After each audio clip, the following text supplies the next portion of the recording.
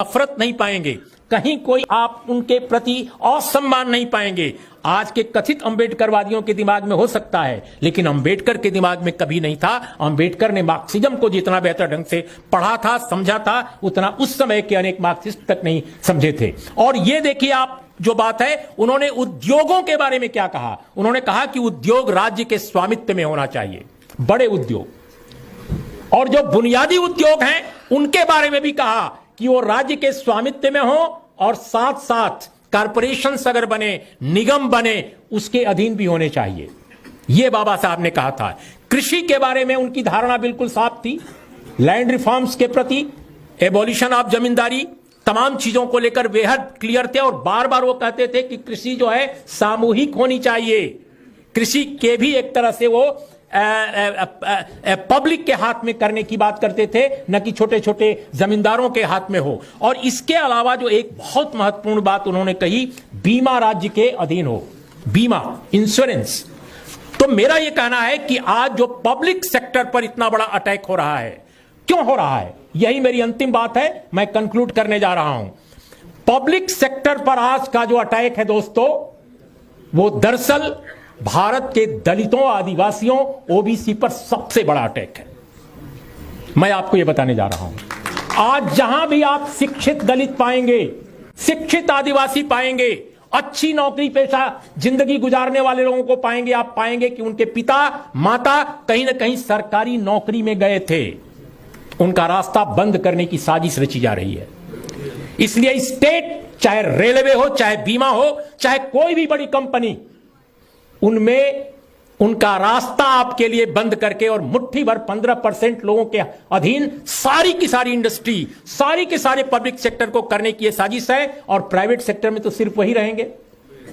Private sector में तो वहीं आप जाइए, नोएडा, ग्रेटर नोएडा, गुड़गांव, और कंपनियों में सर्वे करा लीजिए। जब मैं राज्यसभा टीवी में था, एक बार मैंने सर्वे करवाने की कोशिश की थी 2 कंपनियों का, ताकि पता चल सके कि क्या स्थिति। आप हैरतंगेज परिणाम निकले थे, खत्म कर रहा हूं।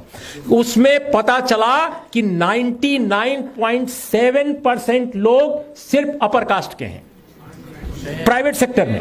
तो बाबा साहब ने जब यह कहा था कि उद्योगों का, कृषि का, बीमा का, सबका एक तरह से स्टेट कंट्रोल में हो, तो मित्रों, दोस्तों, ये बात आज के नेताओं को कैसे नेताओं ने भुला दी है, हमारे ओबीसी के, दलित समाज के, आदिवासी समाज के, ये उनसे आपको पूछना चाहिए। आप डॉक्टर अंबेडकर की अगर केवल पूजा करेंगे, डॉक्टर अंबेडकर का नाम लेकर आप अपने को बहुत क्रांतिकारी महसूस करेंगे, तो माफ कीजिएगा, अंबेडकर साहब की विचारधारा के साथ आप न्याय नहीं करेंगे। अंबेडकर साहब के साथ न्याय, उनकी विचारधारा के साथ न्याय तब होगा जब आप उनकी तरह तर्कशील बनिए, उनकी तरह विवेकशील बनिए, उनकी तरह सवाल उठाइए, उनकी तरह संघर्ष कीजिए। अगर समझौता परस्ती करनी है तो आप चाहे मार्क्स का नाम लें, चाहे अंबेडकर का नाम लें, अरस्तु का नाम लें, वॉल्टेयर का नाम लें, कोई फर्क नहीं पड़ेगा। और भारतीय समाज का जो स्थगन है, जो स्टेग्नेशन है, जो जिस अवरोध में फंसा हुआ है भारत का समाज, वो केवल शब्द और कर्म के गतिरोध के कारण है। हम बोलते कुछ हैं, करते कुछ हैं।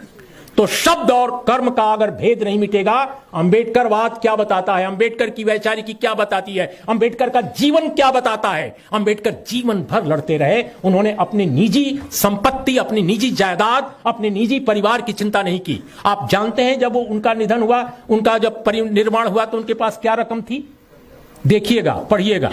तो मेरा यह कहना है मित्रों कि अगर आपको सचमुच ईमानदारी से लड़ना है, देखिए हम लोगों की उम्र, हम लोग 60 के पार के लोग हैं, लेकिन आपकी जनरेशन को रहना है। हमारे देश की तमाम दलित, आदिवासी, बहुजन समाज पर यह अत्याचारों का दौर अगर यूं ही जारी रहा, तो यकीन कीजिए हम लोग 1947 से भी बहुत बुरी स्थिति में पहुंच जाएंगे, उसके पहले के दौर से भी पीछे चले जाएंगे। इसलिए मैं कहता हूं, यह पुष्यमित्र शुंग की वापसी हुई है। आज का दौर पुष्यमित्र शुंग की वापसी का दौर है। अगर पुष्यमित्र शुंग की वापसी को आप नहीं रोकते, तो यकीनन आपका वजूद खत्म हो जाएगा और आप केवल नाम लेते रह जाएंगे महापुरुषों का, नेताओं का, लेकिन उनकी विचारधारा के साथ आप अन्याय करेंगे। नमस्कार, आदाब, सत श्री अकाल, जय भीम। बहुजन समाज से जुड़ी हर खबर को देखने के लिए बहुजन टीवी को लाइक कीजिए, सब्सक्राइब कीजिए और शेयर कीजिए।